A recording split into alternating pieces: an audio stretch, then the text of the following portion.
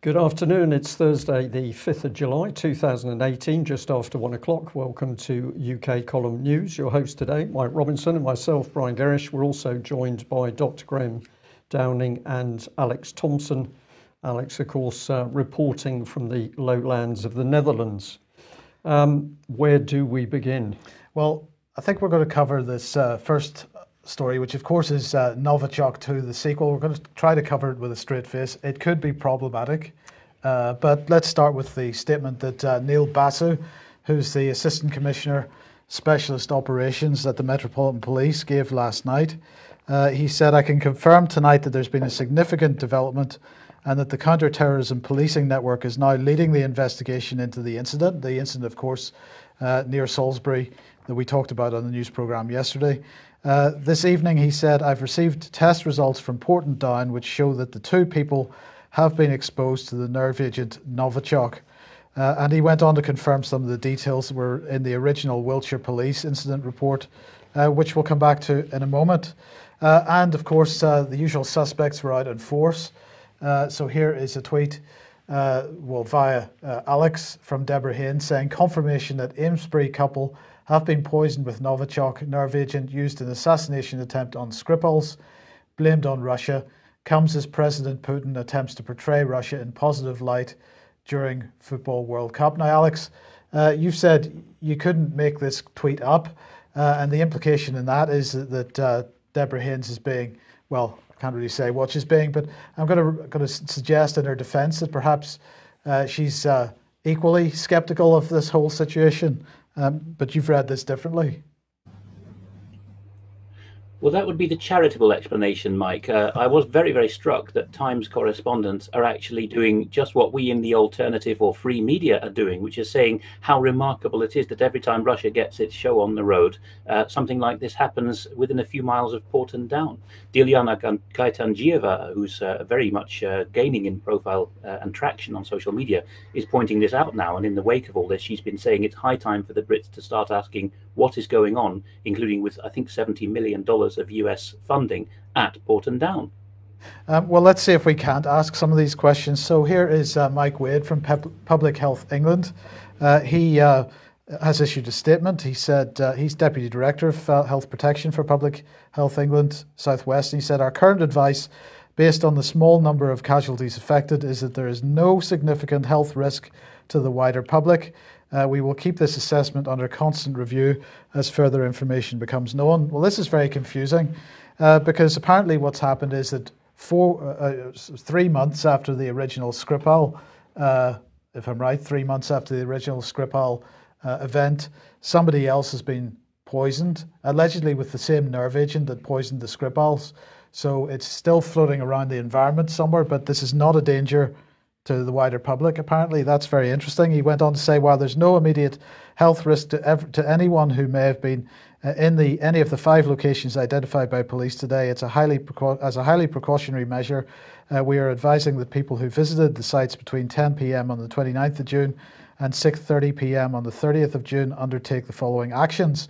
We'll come on to those in a second, but just the dates, because apparently this seems to be suggesting that Novichok is migrating around the environment, and really there was no need to worry about anything before the 29th of June.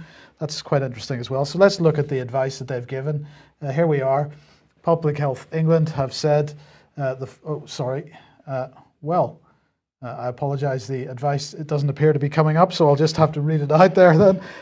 Wash clothing that you're wearing in an ordinary washing machine using your regular detergent at the temperature recommended for the clothing. So again, let's remember that what seems to have happened here is that 3 months following an original poisoning, there's been a subsequent poisoning, so 3 months has passed and the Novichok agent seems to be still in the environment. But don't worry, you can wash your clothes with normal detergent in a normal washing machine at normal temperatures. Wipe personal items such as phones, handbags and other electronic items with cleansing or baby wipes and dispose of the wipes in the bin. Ordinary domestic waste disposal, not recycling. Keep your items double bagged and securely fastened if they are dry clean only. Further details will follow about that. So apparently they're going to offer some further advice if you do need to dry clean your clothes. None of these actions should damage your washing machine. They say other items. Sorry. So I have started laughing now, Mike. I Yes. apologise. Other items such as jewellery and spectacles which cannot go in the washing machine or be cleaned with baby wipes should be hand washed with warm water and detergent and then rinsed with clean cold water. Please thoroughly wash your hands with soap and water after cleaning any items. You do not need to seek advice from a health professional unless you're experiencing symptoms. So, Brian, I don't really know even where to start with that lot because we have this highly toxic nerve agent which is struck again after 3 months, but there's no danger to public health, and we just need to resort to baby wipes. Mike, it was, correct me if I'm wrong, this incident with a couple found unconscious was Muggle Avenue. Muggleton or something. Muggleton Yeah. Avenue. I think this sums it up. It could have been Alice in Wonderland Avenue. The whole thing is untenable. If we go back to the first incident without overdoing it, of course, something that didn't happen was that a containment area for the contamination was never established. And that should have been the number one priority, that a cordon was put around an area and then the searches started inside that area. That was not done. We had car pickup or pickup trucks coming and taking away the Skipples car. The car was uncovered, therefore it was exposed to the air, it was exposed to people touching it. Then they lost the pickup truck, but they thought they found it later, and it had been in a public car park. That public car park wasn't shut down.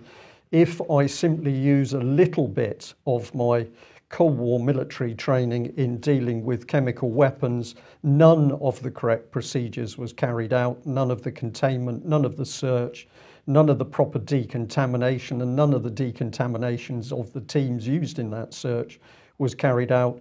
And then to have Public Health England say, well, don't worry, it's a military grade nerve agent, but just get those baby wipes out.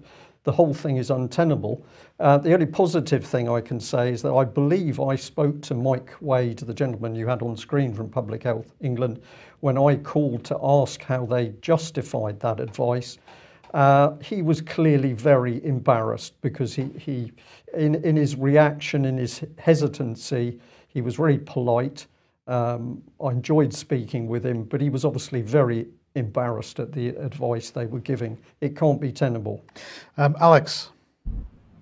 Yes, just on the name issue, Muggleton Road in Amesbury. Now, until this new build estate, which is less than 6 months old, there was only one Muggleton place name in the whole of the British Isles, and that was Muggleton Lane on the Isle of Wight. Muggleton, the only Muggleton I'm aware of in British history, it may be named after a local Wiltshire chap, but Muggleton was Lodwick Muggleton, in fact, was a Civil War tailor in London who started a new sect which basically introduced Luciferian doctrine into the church during a time of great Christian upheaval in Britain. I suspect that it might be interesting for some of our viewers to look into when Wiltshire County Council decided to name that road Muggleton and after whom it is named, and exactly how many months ago. Okay, well, thank you for that. Let's get back to the original Wiltshire Police Major Incident Report, and here it is. And I just wanted to raise another question. I'm not making any particular comment on this other than just to highlight coincidences here. So this was the original Major Incident Report, and if we look at what it says it was initially believed that the two persons fell ill after using possibly heroin or crack cocaine from a contaminated batch of drugs. So one of the things we know is that the two people, Charlie Rowley, 45, and Don Sturgis, 44, were, some people saying they were recreational drug users. However, he was apparently a registered heroin addict. So this is possibly where this original diagnosis has come from. But I want to remind everybody once again of this, because this is CSJ, the website for the Clinical Services Journal. Response unit called the Salisbury Hospital declares major incident. This was the Scripples event, of course. And as we can see on screen there, being highlighted at the moment, it says that this followed an incident hours earlier in which a man and a woman were exposed to a substance in the city centre. That's the Scripples. But of course, that wasn't the original text, the original posting. The original posting from the Wayback Machine said this, that it followed an incident hours earlier in which a man and a woman were exposed to the drug fentanyl in the city centre. The opioid is 10,000 times stronger than heroin. So I'm just going to make the comment that it doesn't seem like there's any likelihood or possibility of the script changing as these events build. And I'm suggesting that this event is faked, but I can't prove that, of course, at this point. Well, but the whole response around it and the claim that it's a nerve agent, this applied during the Scripples affair, it applies now. The claim that it was a highly toxic nerve agent does not add up with the advice being given by the health officials, and the story doesn't add up at any point. Nor by the actions on the ground, Mike. And I think it was Russia Today had got a picture, which was clearly a real picture, of an area of a park cordoned off. So you had two police, I think it was a policewoman and a policeman, standing there with a tape around an area in the middle of a park. And this was apparently part of the cordoned off area. In what connection with this new incident? Either they need to shut the whole of the Salisbury locality down and do a proper search and decontamination, or there's something else going. But we can't possibly believe the story, because the story is Alice in Wonderland. It's fantasy. So if it's fantasy, somebody somewhere is lying. And of course, the people with most of the control over the story is the British government, is the deep state.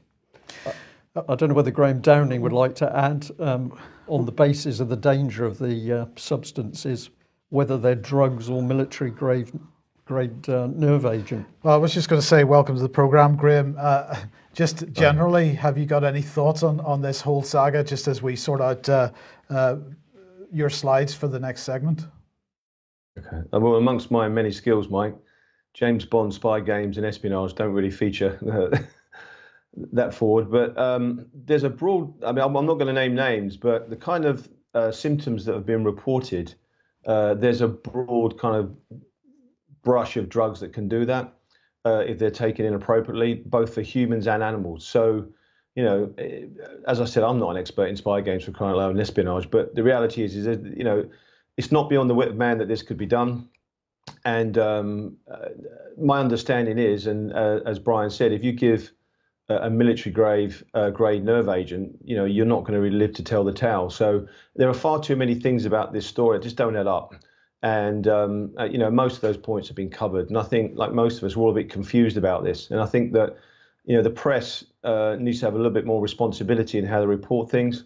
It seems that they jump to conclusions too quickly. There doesn't seem to be any challenge. No one on the other side challenging the argument that's put forward. And I think we need balance, and we need it across all areas, not just this area. I couldn't agree more with that. Right. Okay, well, Graham, we're going to attempt to continue the interview we were doing with you last week, and unfortunately we lost the connection. But I believe that you were at the point of talking about poor areas and then having a look at infant mortality. So the first one we've got here is the Guardian article, which is saying that most children in UK's poorest areas are now growing up in poverty. Is that a good place to start? Yeah,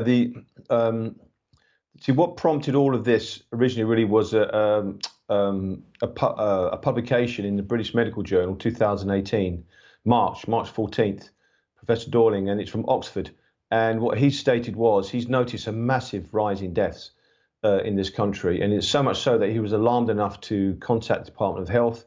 And cut a long story short, I'm not sure if you're going to show this slide at some point, but he was basically, they ignored him. There you go. And they ignored him, and he went public with it. He even did a podcast interview for the British Medical Journal. You can go into their pages and look at that and listen to it. And what he came to the conclusion was, he actually said, look, normally what they say during the winter months, if deaths go up, they say, oh, it's the flu or the cold. So he understanding they might do that, he worked out, well, it's not that.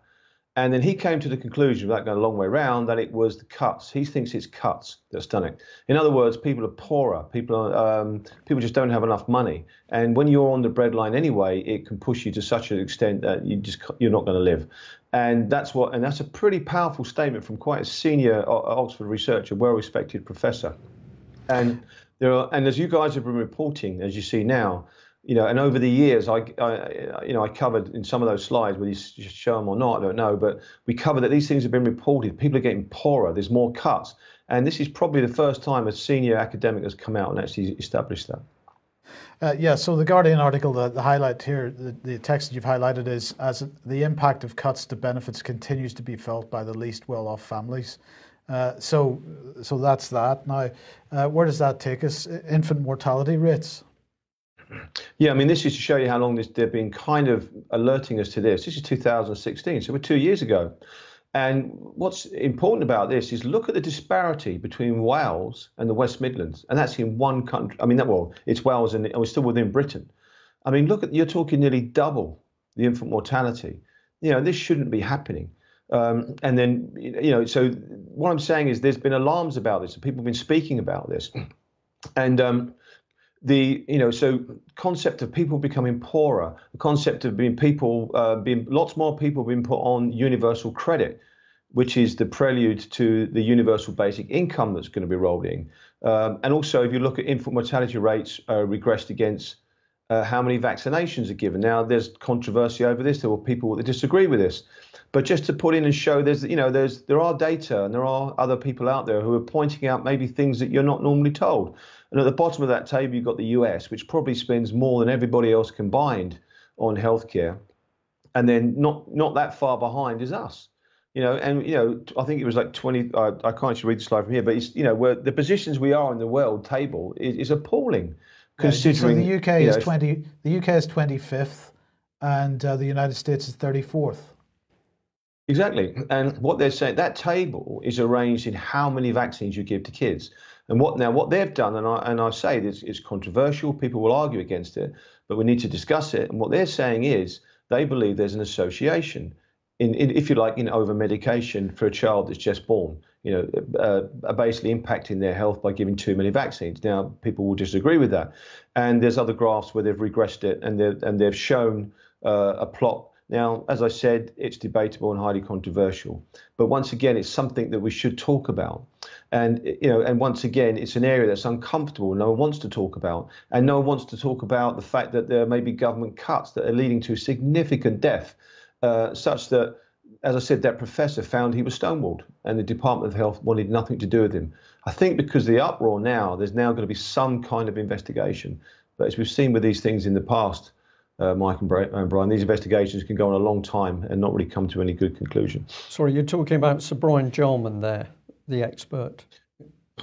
Yeah, we've got that. Yeah, absolutely. And there's so many different examples of these. When something's embarrassing, as we know, for the government, they just go on and on and on. They get kicked down the road. So it'd be interesting to see there's another investigation about the increase in deaths. That's what I was referring to with this Oxford University professor who's kicked up a fuss over an increase in deaths in this country that he's highlighted early 2018. There is now going to be an investigation about that. So just to put this one up, these findings demonstrate a counterintuitive relationship. Nations that require more vaccine doses tend to have higher infant mortality rates.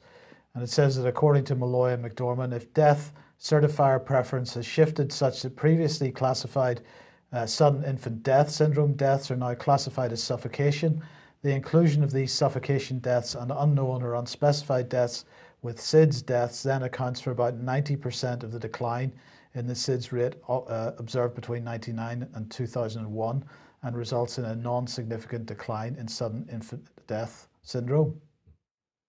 Yeah, so these authors, and I said it's controversial but nonetheless important to discuss, is they're saying that the way they're categorizing things, they're changing how they categorize things in order to remove things that they're embarrassed about. SIDS and SIDS, which has been related to associated with vaccines, which once again is controversial. They don't like that. So they've recategorized it, and that's their opinion. Yeah. Okay, and this segment here, we've actually found quite fascinating in the meantime, because I discussed part of this with David Scott, who immediately said, my goodness, the language that this gentleman Jamie Cook is using, we are seeing in other policy documents north of the border. But just give us an introduction. What is special about Jamie Cook, head of RSA Scotland? Well, as I always say with these people, I'm sure he's a nice guy, but I don't agree with what he's discussing. He, on the right, people can freeze frame this, attended a conference where they discussed the universal basic income, which is what is going to be rolled in, because they're predicting that up to at least 50% of those people watching this program now, and the rest of us, are going to lose their jobs within 10 to 15 years. And he talks in a very radical way, because he's the head of the pilot scheme in Scotland, which is the first British universal basic income scheme, where they're testing this out. And they're testing them out all around the world at the moment. And what's very interesting is, you're absolutely right about the language. On the right, they were talking about how do they decapitate a king? How do they bring down power? How do they change things? And then on the left, he talks about, they've got an opportunity to really do something radical. And it can't just be another small thing. It has to be a radical change.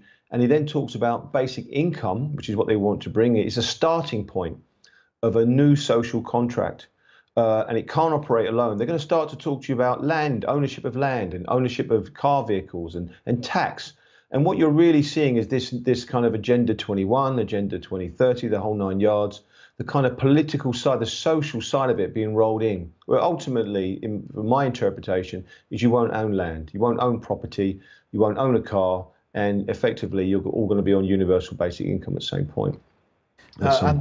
And the point that you're making is that food bank use actually ends up being 4 times higher in universal credit areas. So as we move in this direction, it actually perhaps has the opposite effect than people expect.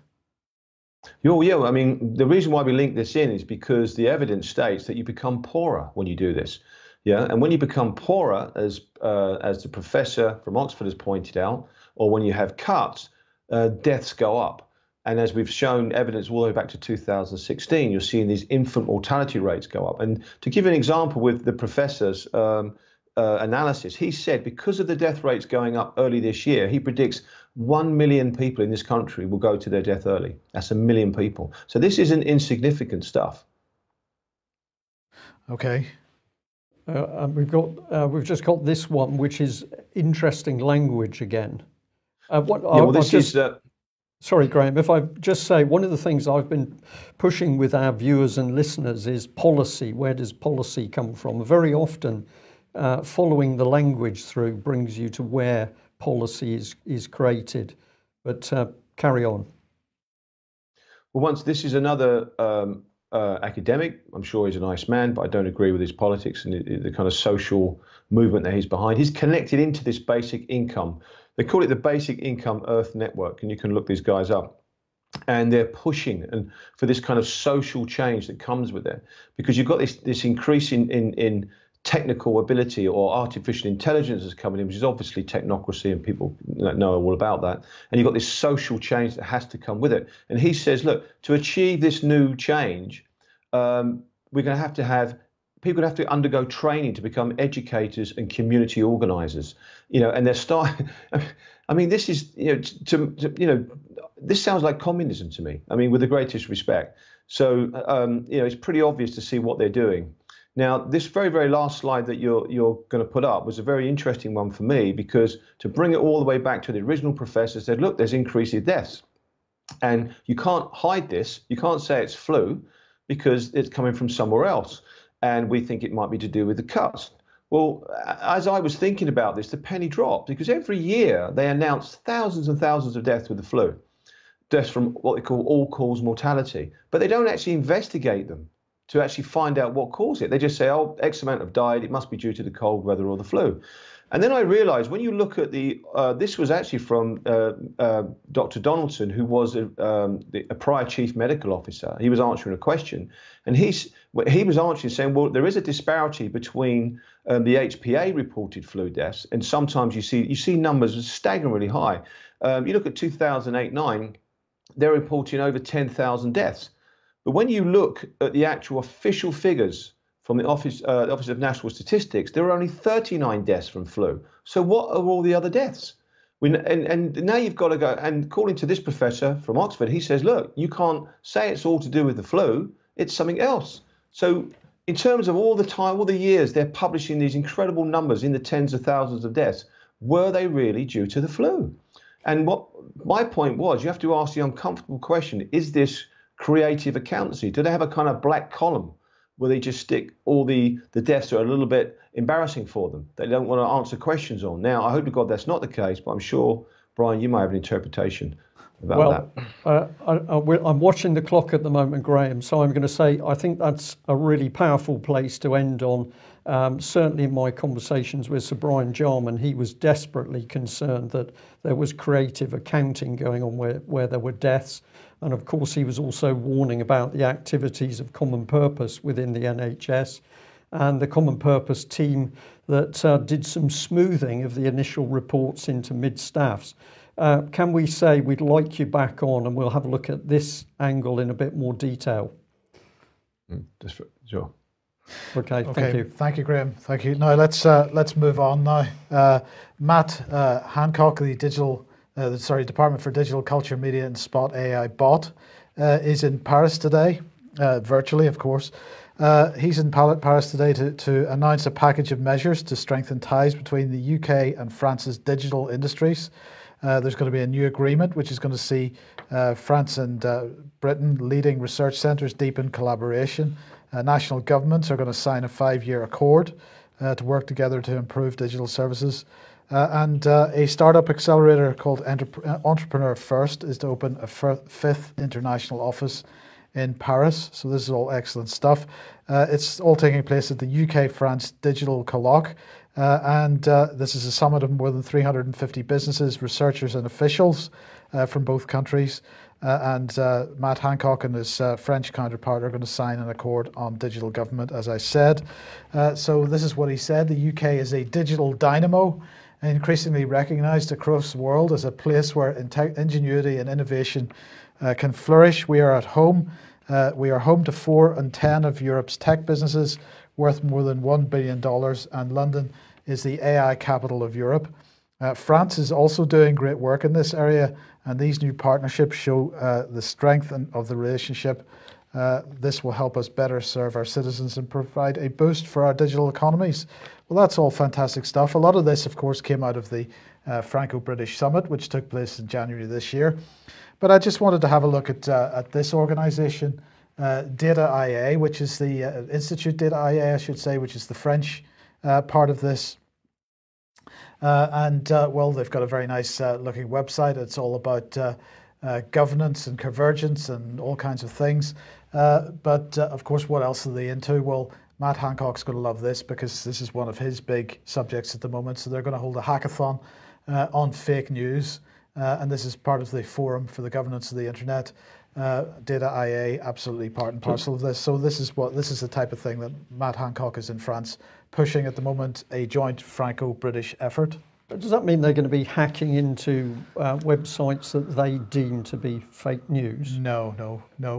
But anyway, Alex, what do you make of Matthew Hancock and the whole Franco-British infrastructure that's being built up here? Because of course none of this has any scrutiny in Parliament.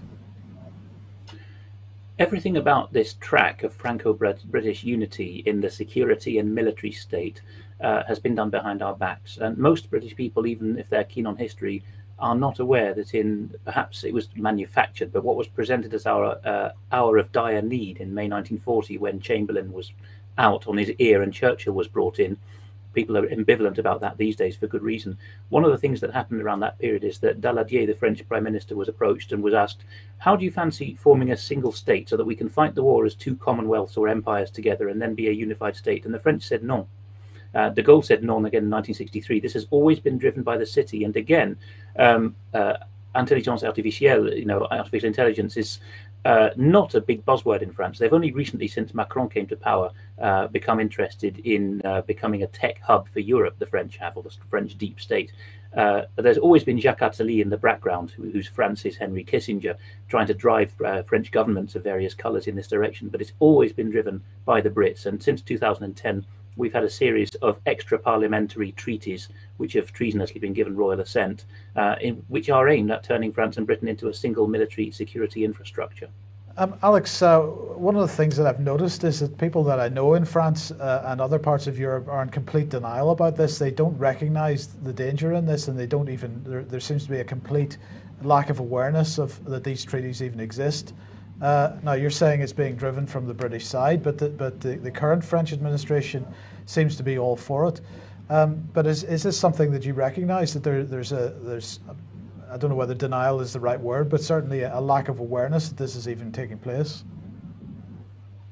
Definitely. I covered some of this in my AV9 talk, but basically the countries which are politically Frankish, they go back to the tribe of the Franks. So that's France, Benelux, Germany, Switzerland, Italy. They have this statist attitude, and they cannot conceive of being fiddled from outside by the city of London. The French do have this idea of l'Albion perfide, which is perfidious Albion, Britain always doing the dirty on them. This is a set phrase on the continent. But certainly if you go into countries like Germany, they have no conception whatsoever that anyone could be doing the dirty on them. It's something that I think we're more alert to than they are. Yeah. Okay, well, let's get on to other defence news. Sorry for the pun. Defence news now saying, poking the bear, the US Air Force builds in Russia's backyard, and foreign defence companies want US Army modernisation efforts. So we've got a number of quotations coming out in Defence News, a US-based publication now, and its daughter titles, Army Times, Military Times, and so on, or at least they're in the same group of companies. They managed to get the quotations from continental military people that are shining the light on things. So we have a hound there talking about how Germany wants to be selling to the United States. And on the left, this follows on nicely from the last segment we had last week about this. We have more frank language. So it's not just us again, it's the mainstream media saying that the NATO is poking the bear. And that very phrase you used last week, Mike, of expeditionary force, here we have the air forces of NATO creating an expeditionary base in a box, says Defence News, so that starting out from the heavy airfields, RAF Fairford in Britain, Ramstein in Western Germany, we can roll out in no time at all. So there'll be an aviation side of the military Schengen. It won't just be tanks on railways going up to the Russian border. It will be the heavy lift aircraft taking stuff onwards to Poland and the Baltics as well. Now, Alex, the NATO summit begins in anger tomorrow. Jens Stoltenberg giving his presentation or his introductory speech this afternoon. But really, Trump has been pushing this idea that European nations need to step up to the plate and start funding their militaries properly. These two articles from USNI News and also from War is Boring seem to be recognizing that, particularly in Germany's case, and we've been talking about the UK for many months and years, but this seems to be reflected in Germany as well. Things starting to fall apart, perhaps. Yeah, so here we have the German frigate, the Sachsen. This is very reminiscent of 1940 on the Norwegian fjords. It's up near the Arctic Circle off the Norwegian coast. So you have one German frigate, which is in the picture here, and if people go to it, there's a clip embedded of what happened. The Sachsen, and they tried to fire a fancy new kind of missile of the kind that the Americans fired 3 years ago with disastrous results, and filmed from the deck of the Lübeck, which is where the shot is taken from. When this happens, you can hear the officer of the watch say, "Ach Scheiße, Feuer an Bord!" So it really is like a war movie come to life again. And on the right-hand side, we have the same thing happening to the German Typhoons with their nuts and bolts falling off their fleet.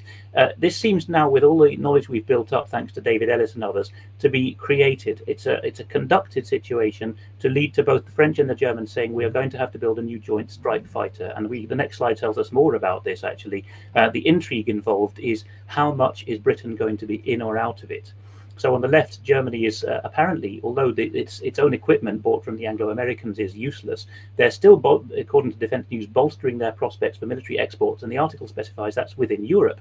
Then in the middle piece, Defence News reports that Britain is going to do the same, instructing defence industry in Britain. I must stress this is not British defence industry, because that's a busted flush, but defence industry in Britain, that's the conglomerates from the continent, EADS and so on, ADS. They are going to be told how to sell to the rest of the world, which Germany is trying to do as well, as that previous slide showed.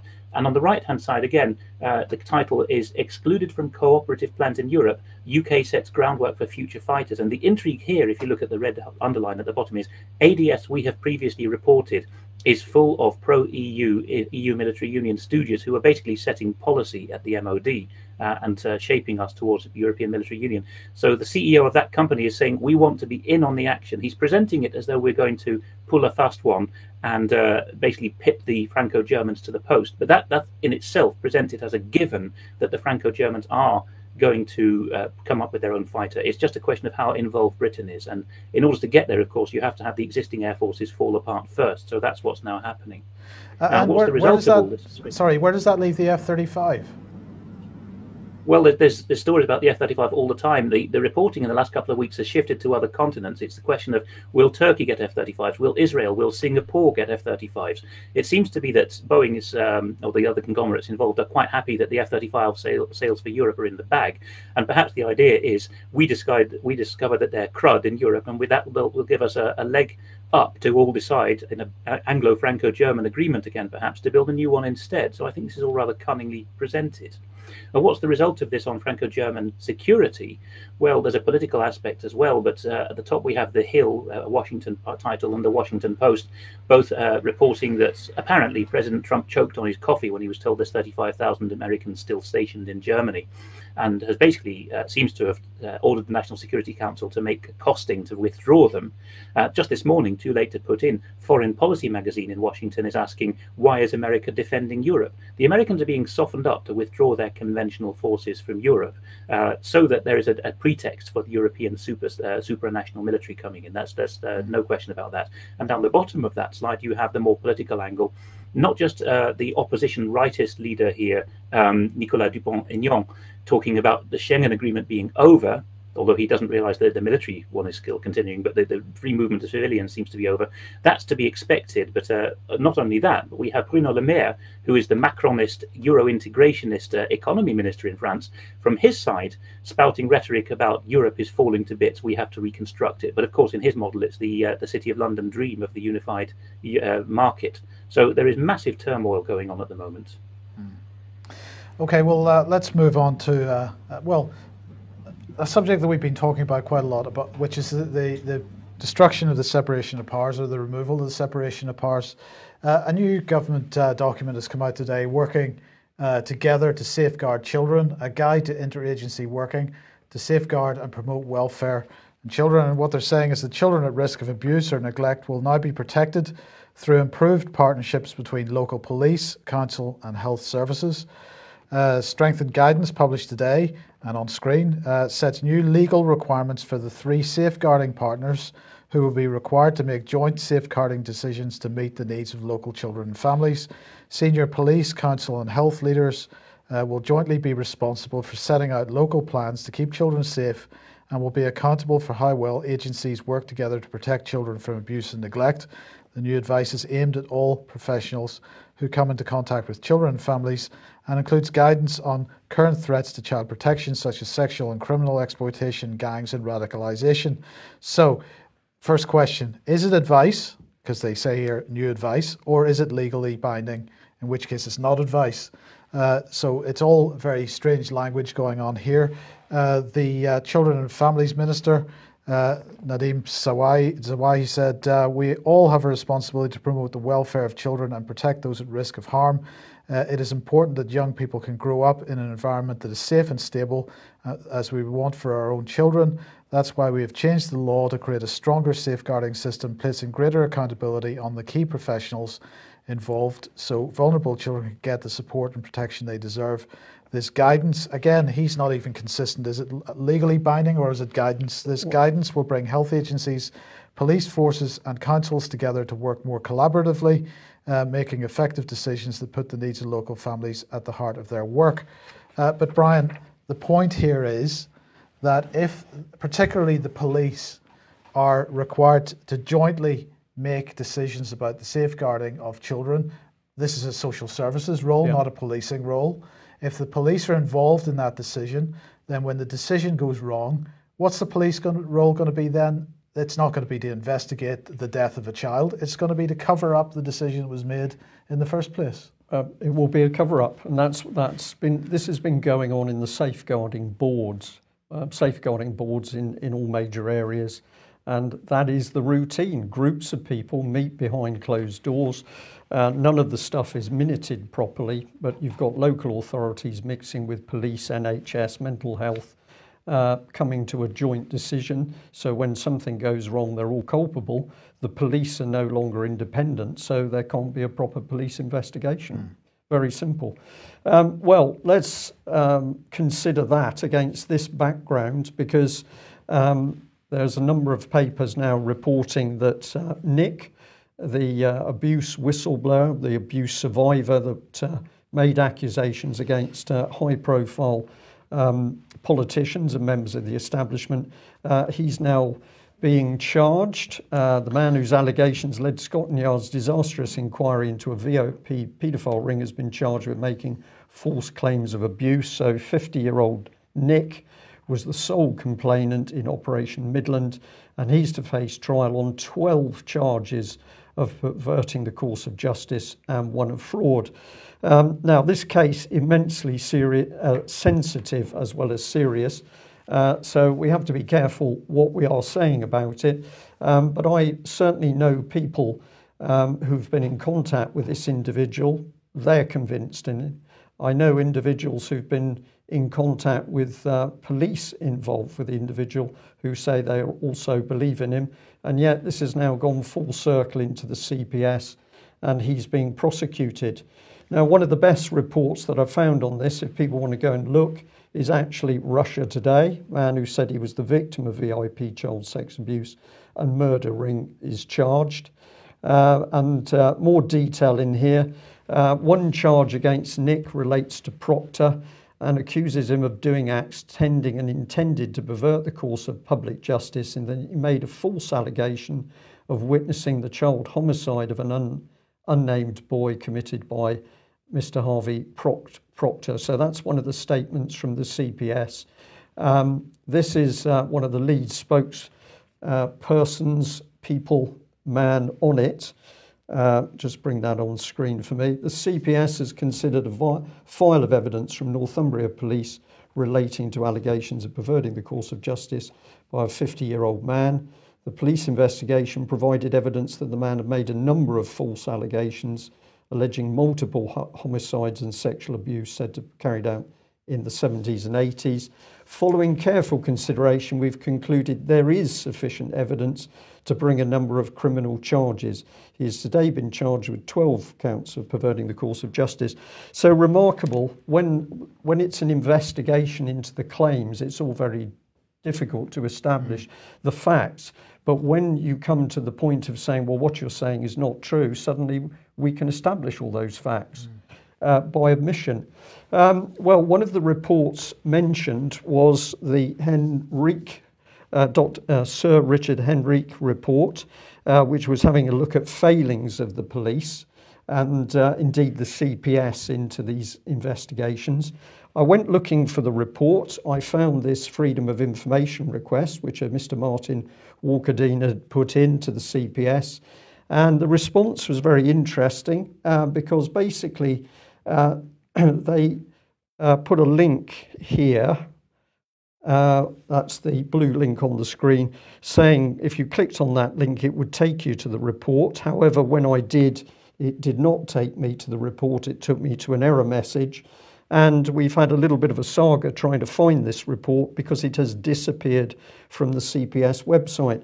However, it was interesting to note that the CPS had actually paid Sir Richard Henrique for his report or his review, and they'd paid him the sum of £23,100. When did the CPS start paying people to investigate themselves effectively, Mike? I find this very confusing. One of the places I found some comment on the report was this, the justice gap. I found it a very sensible article, but essentially we can see that Sir Richard is really hammering people who come forward to speak because he says the police mustn't presume that the victim is right when they come forward. They've got to just treat them as possibly being correct, and everything's got to be fully investigated Since a complainant may or may not be telling the truth, the present policy causes those not telling the truth to be artificially believed, and thus liars and fantasists and those generally mistaken are given free run, both unquestioned and unchallenged. Now, it was interesting that as we worked through this morning, very quickly, obviously, we see this sort of thing. So here's the Telegraph saying that Edward Heath supporters were now actually calling for a judge-led inquiry. Who was the judge? Oh, well, surprise, surprise, it was the same gentleman. And what was interesting about that 21st of April 2018 Telegraph article on the left is they embedded a picture of the judge, but there was no text to support why he was there, but his image led to a link to this 30th of June 2017, when the headline in the Telegraph was Sir Richard Henrique asked to review controversial Edward Heath investigation. But when you read the article, there was no evidence of any authority saying he was going to do this. It was simply supposition by the Telegraph itself. But just so that I understand, the CPS has asked him to investigate their behaviour with regard to historical child abuse. And the police. And the police behaviour. And then he's also asked to review the police's investigation into Edward Heath. So that's two separate reports so far. Plus, we think he's done more than one report for the CPS, but they were very cagey with me on the phone this morning. Okay.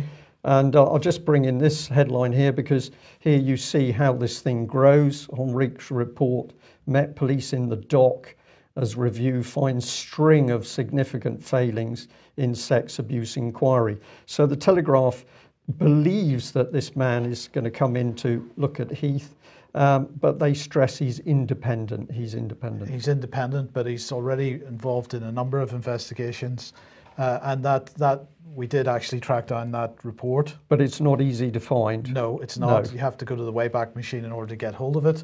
So this is the CPS report, an independent inquiry into allegations made against Lord Greville Janner in January 2016. And then it turns out he did another one, this time for the Metropolitan Police, investigating their non-recent sexual offence investigations. That was on the 31st of October 2016. So it looks like he's making a career out of these types of investigations. He's being paid by the people doing the investigations, or commissioning the investigations. Well, he seems to be the right man to go to if you want a particular result, perhaps, or is that a bit of an unfair statement? We can't say that. A man on the Clapham omnibus may say that. I think the best we can say is it's remarkable how this man is used to do repeat reports. We're waiting for information from the CPS as to how many he's done and how much he's actually been paid for all those reports. Alex, have you any idea how people are selected for these types of inquiries? You're muted. You've muted yourself. I think that solved it. Thank you. Most of these ultimately are prime ministerial appointments, and in fact they come under the cover of royal appointments. But these days, as you see with the 3 appointments to the Supreme Court, so also with inquiries, the Prime Minister will make these appointments on the advice of an independent panel. So basically the judiciary nominates one of its own, and it comes up with the Prime Minister, with a short list of 3 who are safe pairs of hands. And so it has been for decades, and the Queen rubber stamps it all. Okay, well, now we're right out of time, Alex, I'm afraid, but let's end with the Hofstra case. What's going on here? What has come on now is that there's been a complication that a civil lawsuit has been served on Peter Hofstra. Not even a valid address has been used, and ridiculously, they are trying to, this day is the public prosecutor's office for the federal region of Austria where this happened, Styria, where it was launched. What they're doing is accusing him of holding scurrilous content against the Austrian judiciary. That the so-called defaming judge is what got him extradited to Austria under a European arrest warrant anyway. Let's recall that European arrest warrants, we're now being told by the EU that we must leave, and Britain is insisting we must stay in. So that shows you which side of the bargain in the Brexit sham wants to keep the EAW. It's the British who have invented and maintaining that idea. Well, the problem is that the WordPress.com blog involved, which is called grandmabarbara.wordpress.com, is US hosted, so the Austrians are acting out of jurisdiction. They haven't served it on Peter at a proper address. They're trying now to get a court-appointed lawyer because he's penniless apart from what we can send him in donations, and that's been spent on his own appeal his mental incarceration. And if you look at the text I've captured from the summons or the writ served on him this morning or sent through to me this morning, people can freeze that if they want. But basically, he's making some apt observations on a US-based server. And I shouldn't say he, actually. He's contesting that he has no access to this blog. That's the point. It's his mother's blog, and he's got no access to it and doesn't know the passwords. And besides, he's in a facility where he's got no internet access to top it all off. But here is his observations about the sexual and other misdoings of Austrian judiciary. They do not like it up in the Napoleonic system. So this is enough. Actually, we have the same in Britain. We have murmuring judges in Scots law, and the equivalent in English law has been used through the decades. The upshot of it all is that Peter is still waiting for his own appeal on his unlawful mental incarceration and has been served this writ. There's probably a bleeder over between the two. He's probably being threatened by one to stop the other. But his pertinent request for us now is if people would be kind enough to donate further. This is for a barrister to be found, and anyone who can help us find a pro bono reliable barrister. This is Peter's own wish. I know people have got their own views about whether we should use barristers in English law, but his mother is still being held hostage by York Social Services. So if people could particularly write to her, please, at this address, care of Barbara Hofstra, care of York Social Services, which I suggest people put in inverted commas because they're not, Haxby Hall, York Road, Haxby, York, YO 32 3DX. She's being forbidden visits by the lady whose details appear below. Please be lawful and polite if you do call her. But Peter's passing on to us that Mrs. Hofstra herself is saying very much, I would love to receive some correspondence. I'm so lonely here. Even if they're forbidding her from being visited, she would love some letters, and she keeps repeating that. She's getting into an addled state. It sounds like they're pumping her full of drugs again because of the publicity involved in this case. Okay, Alex, thank you for that. Now we know you had some other very hot topics. Perhaps we can get you back onto UK Column sooner rather than later, and we can cover some of those because I think they are very important. But probably we'll just end by saying here we are in Britain. This is Theresa May, Conservative government Britain, 2018, and what are we dealing with? We're dealing with child abuse survivors locked up in solitary confinement for over 18 months, brutalised in prison, the shutdown of child abuse inquiries, and we've got this blatant use of the psychiatric system in order to silence Peter Hofstra, and we know similar is going on in UK itself. So there's a lot of work to be done by people, by us all, and writing, calling, sending emails, polite, reasonable, measured, but to the point makes a huge difference, because we can see that members of the establishment and certainly members of Parliament are really getting very nervous as they realise that the public are now starting to see these appalling events going on in this country. So don't sit at home and do nothing. Pen to paper and do something. Very necessary, because any one of us could be the next person picked up and incarcerated in this way. And for overseas viewers and listeners, this is the reality of Theresa May's Britain. Don't be fooled by her on the international stage warning other countries of their human rights records. Britain's human rights record at home is atrocious. It's known by the government, and the government is complicit in the cover-up. We'll be back tomorrow. Thanks very much for joining us. Bye-bye. Bye.